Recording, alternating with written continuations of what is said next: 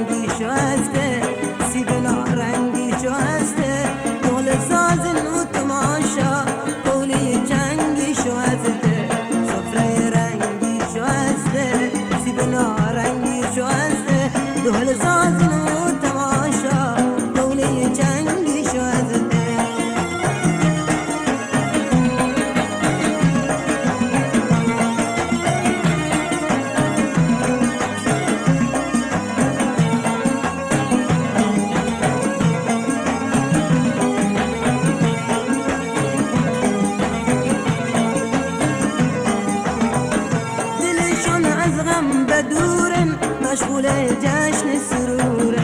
گوشت پازن سر سیخ و نان گندم تنوره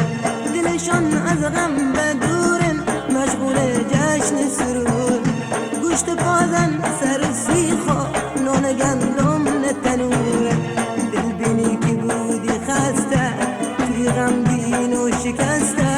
باغ کسرت تو بدوره بینت تو که بسته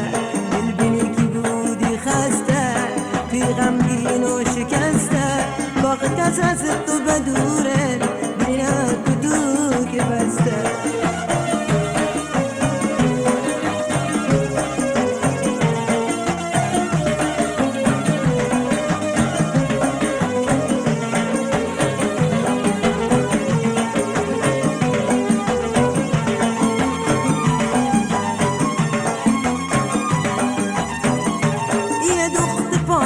شاهن می مرد سوخت رنگو یا یک دنیای شادی ما یک دنیای دردو یا دخت پادشاهن می مرد سوخت رنگو یا یک دنیای شادی ما یک دنیای دردو چی بگم به دل تنگو چی بگم که از پلنگو چی بگم از کی بنالو چی بگم با خونه جنگو چی بگم به دل تنگو چی بگم که از پلنگو چی بگم از کی بنالو چی بگم که با خونه جنگو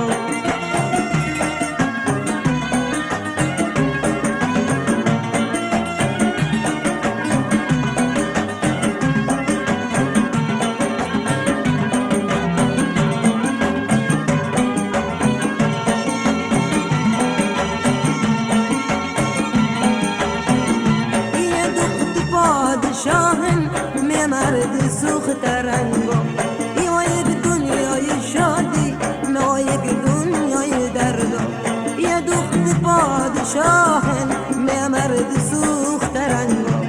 یا یک دنیای شادی ما یک دنیای دردو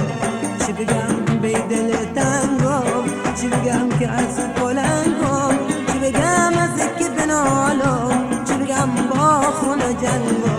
چی بگم به دل تنگو چی بگم که از پلنگو چی بگم از کی بنالو چی بگم با خونه جنگو خبران کفله بدشتون دخت پادشاه بگشتون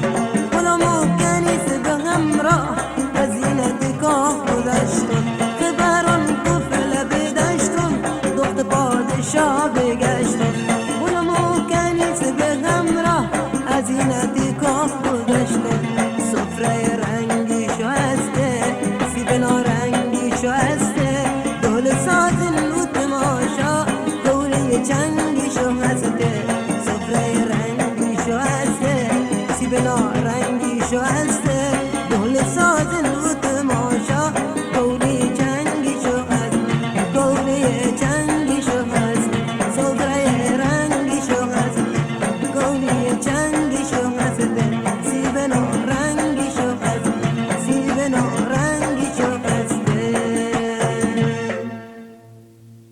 دنیای